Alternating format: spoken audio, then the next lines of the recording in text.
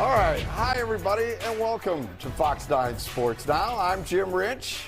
That's Pete Bercich. Getting things squared away. You all set? Yeah. You good to go? Yeah. All right. 10:30 rolls around early. Yes, it does. Yes, it does. All right. The Vikings are your division champs, right? They've now qualified for the 2022 NFL postseason. Now, that isn't breaking news per se, but the way they did was. It's all about the style points, right? Correct. So you've been around this franchise for decades. Yeah. This was something new. And when did you sense a comeback was possible? Now, I know your partner is always about the positivity. Yeah. But when did you realistically Probably about midway through the third quarter. I think once it got to be about a 15-point game, you knew there was a chance, there was a possibility of it. Because while the game's going on, you're constantly counting possessions in your head. Okay. And there are usually a couple things in your favor on a game like that. Is a lot of times when a team gets so far ahead, their offense goes into neutral. They kind of just keep running the ball, they keep running the clock. And then if things tighten back up, it's hard for an offense to just hit the gas pedal and go back to what they were doing in the first quarter, right? So, and then the other, by default, we wore their defense out, right? I mean, their defense was on the field for a vast majority of the second half. And so, that worked in our favor as well. So I think it was about 15 points when we closed that gap. All right. Before we enjoy the comeback, we have to look back at that first half because no, we can now. The Vikings okay. simply came unglued. Bad plays, bad play calling, bad execution. What was the most alarming part for you in that first 30 minutes? The special teams play was what probably was most alarming, only because that unit has played so well all year long. To have a big opening kickoff return almost out to midfield, and then you get the block punt, and then you finally get something going on offense, and we get this when Dalvin Cook with the fumble. So it seemed like every time you took a step forward, you took two steps backwards. Exactly. Ed Ingram stepping on Kirk Cousins' foot. And I mean, again, everything that could possibly go wrong for a team in a half of a football game went wrong. Was it alarming what you saw, the play calling? Did that, going forward on fourth down that early in the game against a team that was inept offensively, to give them that short a field? That's kind of the thing, with Coach O'Connell. You get a feel for what you think is necessary that day, that time, to get out and win a football game. Now, granted, the Colts had come off a bye. We had a short week. It was noon on Saturday, which anybody who was there that got up early on Saturday and went in, they knew it felt weird. It just felt weird. And it took a while for the team to get going. So for him to go for it on fourth down a couple times early, those were calls that he felt he needed to make. All right. It could have actually been worse in that first half, really? Right?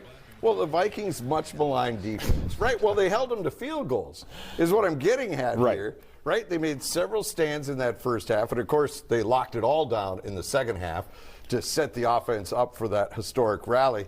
What did you notice, if anything, Ed Donatel called differently or schematically? Did you notice anything to jump out to you? There's a couple things. I think the run defense in the front has been playing a lot better with the return of Dalvin Tomlinson. Right, Tomlinson being back has been a big plus. And the second part of it is really what you just saw right there, and that's Harrison Smith. We saw Harrison Smith blitzing a lot more. We saw our linebackers getting downhill a little bit more. And then, ultimately on the last play of the game, it was a zero blitz. We had no deep middle safety. We just sent the kitchen sink. So early on, we were kind of playing just normal man, normal zone. We weren't doing a whole lot up front, but as the game went on, we got a lot more aggressive, I think. And I think that's just going to be the trend, toward the end of the season. How much more of it are we going to see, over the next few weeks? Who knows? You basically just want to get out of the next few weeks, keep pressure on Philadelphia and then stay healthy. But at the same time, once the playoffs get here, That's a totally different atmosphere, bigger game plan, more game planning. I mean, just the whole thing gets bigger, and I hope that we'll continue with our blitzing. Okay. All right. Now to Kirk Cousins.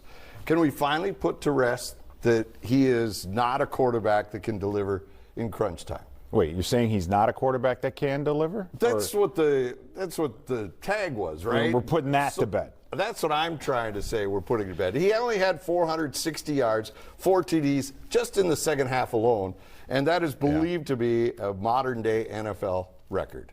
Yeah, pretty amazing. I mean, it's pretty amazing just across the board. What I really do like is when you have a team that has won as many games as this team has.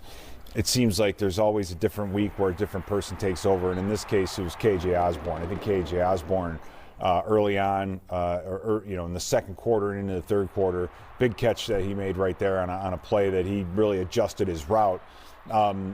Came up and made some really big plays, some good run after the catch, and Justin Jefferson continued his way. I mean, the guy's he's remarkable, right?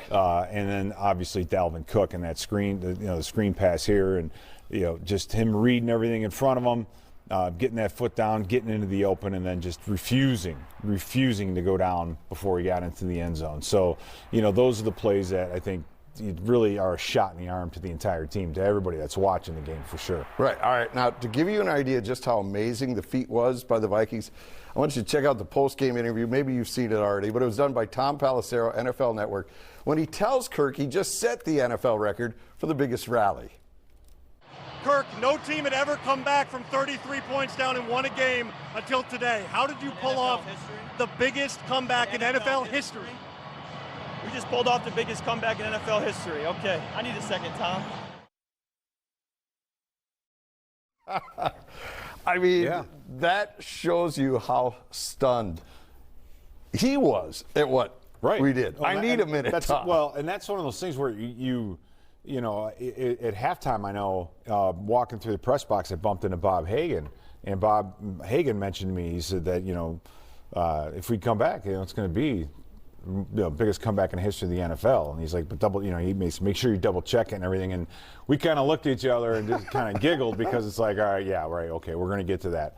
And sure enough, once it got to be a 2-score game and then a 1-score game, I'm in the booth looking it up on my phone, and then you realize it was the Oilers and the Bills in when they had a 32-point comeback.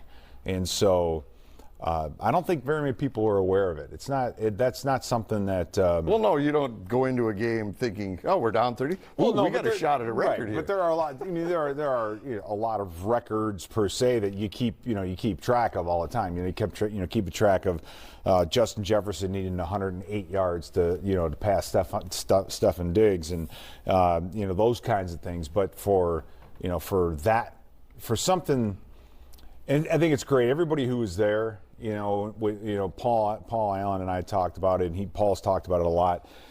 He loved the Buffalo game. It's just too bad that the fans weren't there to witness what this team has done, right? When you had a 98% chance of losing that game and they come back and win. Well, this one, 99.99, I mean, never in the history of, I think he had mentioned something along the lines of up until that time, up until now, with that score, not with necessarily the team's down by 30 points. I think we're lost the 1,500 and something to 1. Yes. Now it's 1,500 something to 2, right?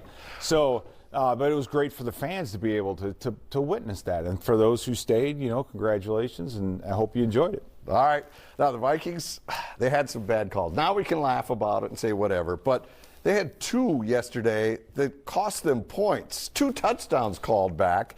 And in this day and age of all the replays, all the reviews, is the NFL ever going to straighten this out? Well, that's kind of a loaded question. The first one, they said forward progress was stopped and they blew the whistle. So that one, it's like, okay, I can kind of see it. The second one, though, this one here, you can kind of see. But you know what? I love Brian Osmo on that play because he's just out there hustling and putting hits on people, and that's all it takes sometimes is just to have a guy, a rookie. Maybe he doesn't know exactly where he's going, but look at him. He comes in there, delivers a huge hit, and Shannon Sullivan strips that thing out. It's the second one. It's this one here that it's awful. No one was even on the ground. The ball was literally on the ground, and he picked it up and ran with it. Now, the referees have to understand, and they should know, if they let the play continue, then it can be reviewed. Plus, it was a scoring play. It's going to be reviewed. Right. But because they blow the whistle and say, no, he was down, then you can't, you can't continue this play. You can't return this football, even though nobody even touched him. Nobody even came close, the whole thing. So if they would if you err on the side of letting the play just go, right? Just let it go. Then you can fall back on the instant replay. Yes. To make it right. So I don't know. There was it was Saturday morning for the officials too. It's true. That's true. All right, straight ahead.